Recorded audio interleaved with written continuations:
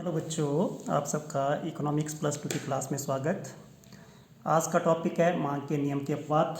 आपने मांग का नियम पढ़ा। मांग के नियम में क्या पढ़ा था आपने कि जब किसी वस्तु की कीमत घटती है तो उसकी मांग बढ़ जाती है और कीमत के बढ़ने से मांग घट जाती है। ठीक है, आपने ये पढ़ा था कि कीमत के घटने से, मतलब ये मैं घटा रहा हूँ, आपकी मांग क्या हो जाती है, वो बढ़ जाती है। देखो, डिमांड आपकी बढ़ रही है और कीमत के बढ़ने से आपकी डिमांड जब वो घट जाती है, अन्य बातें समान रहने पर। ये किया था आपने, मांग के नियम के बारे में पढ़ा था आपने कि मांग का नियम क्या होता है। अन्य बातें समान रहने पर, कीमत के घटने पर मांग बढ़ जाती है, ऊपर की तरफ बढ़ रही है, और कीमत के बढ़ने से मांग घट जाती है। ये मैंने सिंबल यूज़ किए, आपने सिंबल यूज़ नहीं करने पेपर में, आपने सीधी थ्योरी लिखनी है।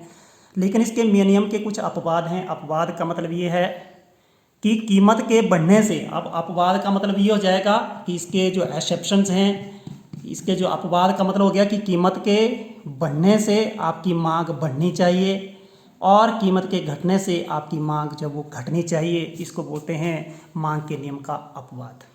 अपवाद समझते हो आप, एक्सेप्शंस। ठीक है, तो ये 3 अपवाद आ रहे हैं: प्रतिष्ठा सूचक वस्तु, अज्ञानता और गिफन पदार्थ। प्रतिष्ठा का मतलब समझते हो आप कि कोई चीज़ जो है आपकी प्रतिष्ठा का सूचक कब होती है? जब वो कुछ ही लोगों के पास होती है, सब लोगों के पास नहीं होती है। लेकिन ये सब लोगों के पास जब ये वस्तु पहुंच जाती है तो उसको हम प्रतिष्ठा का सूचक नहीं बोलते हैं। जैसे आपने देखा कि हीरे जवाहरात और महंगी कारें इत्यादि इत्यादि इत्यादि। ठीक है, आर्टिकल ऑफ डिस्टिनेशंस। इन वस्तुओं की इसकी मांग तभी अधिक होती है जब इसकी कीमत अधिक होती है।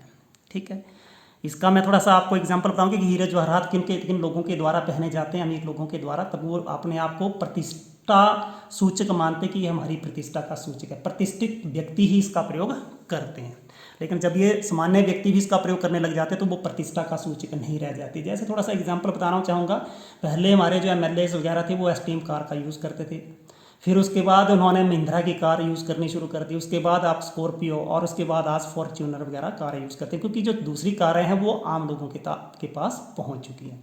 ठीक है, तो कोई भी वस्तु प्रतिष्ठा का सूचक तभी होती है जब वो वस्तु कुछ ही लोगों के पास होती है और इनकी कीमत अधिक होने पर इनकी मांग अधिक होती है। ठीक है, अज्ञानता दूसरा कारण है, इसको इग्नोरेंस बोलते हैं। अज्ञानता के कारण भी क्या होता है, कुछ लोग अज्ञानी होते हैं, अनपढ़ लोग होते हैं और वस्तु की कीमत अधिक होने पर अधिक खरीद लेते हैं और कम होने पर कम खरीद लेते हैं। यानी कि आपने यहाँ पे ये देखा, इसका तात्पर्य ये हो गया कि कीमत और मांग में, इन सब की स्थितियों में कीमत और मांग में कैसा संबंध पाया जाता है?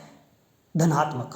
एक्चुअली संबंध कैसा होता है? ऋणात्मक, कि एक बढ़ता तो दूसरा घटता है। लेकिन इसके अपवाद के केस में क्या होगा कि जैसे आपकी कीमत बढ़ेगी मांग बढ़ेगी। अब गिफन पदार्थ की बात कर रहा हूँ मैं, तो गिफन पदार्थ आपने जरूर याद कर लेना कि गिफन पदार्थ वो वस्तुएं होती हैं जिसका कीमत प्रभाव कैसा होता है?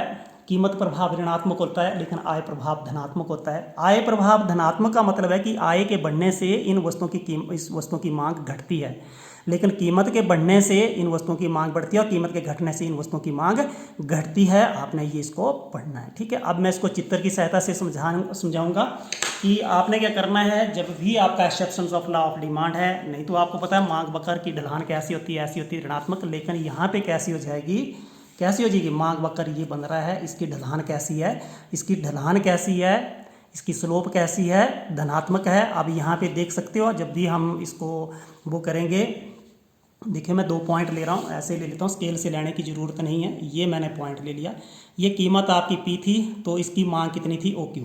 ठीक है, इधर मैं लिख रहा हूँ PX, कोई भी वस्तु थी, और इसकी डिमांड लिख रहा हूँ QX। तो ये कीमत कितनी देखिए OP, तो इसकी मांग कितनी है? OQ। अब देखिए कीमत बढ़ रही है ऊपर, यहाँ से हम मापते हैं, इस तरफ हम ये आपकी डिमांड जो आपकी बढ़ रही है, या वस्तुओं की क्वांटिटी हम यहाँ से माप रहे हैं और कीमत को यहाँ से माप रहे हैं। ऊपर की तरफ बढ़ते जाएंगे तो बढ़ती जाएगी और यहाँ पे मांग की मात्रा बढ़ती जाएगी। कीमत बढ़ करके कितनी होगी? देखो इसके सामने आएंगे हम, 90 डिग्री का कोण मारते हुए इसके सामने यहाँ पे आएंगे तो ये P1 हो गई, तो ये कितना हो गया? Q1। अब देखिए कीमत बढ़ करके OP1 और आपकी मांग की मात्रा बढ़ करके कितनी हो गई? OQ1 हो गई है। ठीक है, इसका मतलब क्या हो गया कि आपके कीमत के बढ़ने से आपकी जो मांग है, कीमत के बढ़ने से हमारी मांग में वृद्धि हुई है, तो इसलिए हम इसको क्या बोल सकते हैं? मांग में वृद्धि हुई। इसलिए ये कौन सी स्थिति आ गई? धनात्मक। इसको धनात्मक, इसकी जो ढलान है, मांग वक्र का ढलान कैसा है? धनात्मक है, अर्थात कीमत के बढ़ने से हमारी जो मांग बढ़ती है और कीमत के घटने से हमारी मांग घटती है।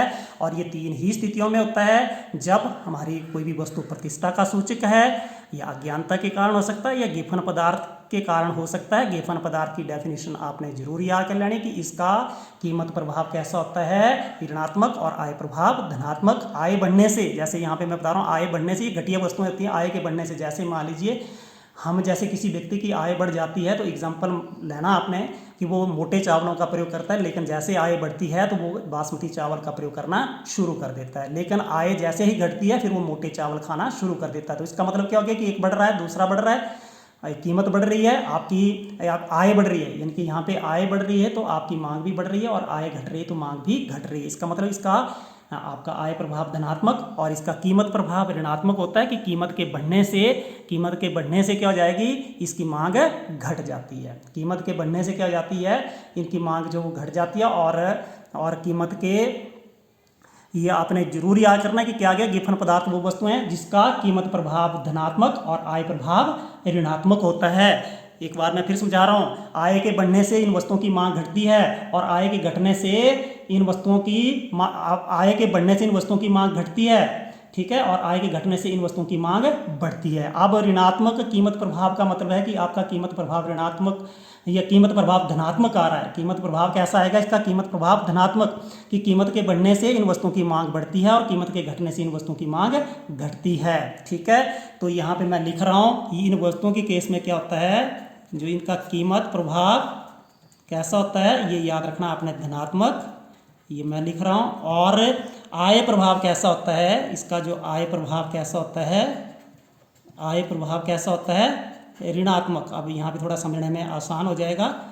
अब देखिए, ऋणात्मक का मतलब नेगेटिव, कि आय आपकी बढ़ रही है तो आपकी क्यू है ये घट रही है, और आय घट रही है तो क्यू आपकी बढ़ रही है। ऋणात्मक आगे कि एक के बढ़ने से दूसरा घटता है और दूसरे के घटने से दूसरा बढ़ता है, तो उसको ऋणात्मक बोलते हैं, ठीक है। अब कीमत प्रभाव की बात करेंगे। देखो, कीमत बढ़ रही है, इन वस्तुओं की मांग बढ़ती है, और कीमत घटती है, इन वस्तुओं की मांग घटती है। मैं यहाँ पे सिंबल इसलिए यूज़ कर रहा हूँ, आप याद करने के लिए आसान होता है, लेकिन आपने पेपर के अंदर सिंबल का यूज़ नहीं करना है। तो गेफन पदार्थ वो पदार्थ होते हैं जिनका कीमत प्रभाव कैसे, धनात्मक, कीमत बढ़ी इनकी मांग बढ़ जाती है, कीमत घटी इनकी मांग घट जाती है। अब बिल्कुल सिंपल से याद हो जाएगा आपको। और आय प्रभाव ऋणात्मक, आय बढ़ी, मैंने बोला कि जैसे किसी व्यक्ति की आय बढ़ जाती है, 10,000 रुपये कमा रहा है, 50 कमा रहा है, अब उसकी आय बढ़ करके 50,000 रुपये पर मंथ हो रही है, तो वो मोटे चावलों के स्थान पर बासमती चावल का प्रयोग करेगा, तो मोटे चावल की मांग घट जाएगी, ठीक है। ये गिफन पदार्थ क्या होती है, घटिया वस्तुएं होती है। ये ऋणात्मक होता है कि आय बढ़ने से इनकी मांग घटती है और आय के घटने से इनकी मांग बढ़ जाती है, ठीक है। आपको समझ आ गई होगी। Like share and subscribe. Thank you.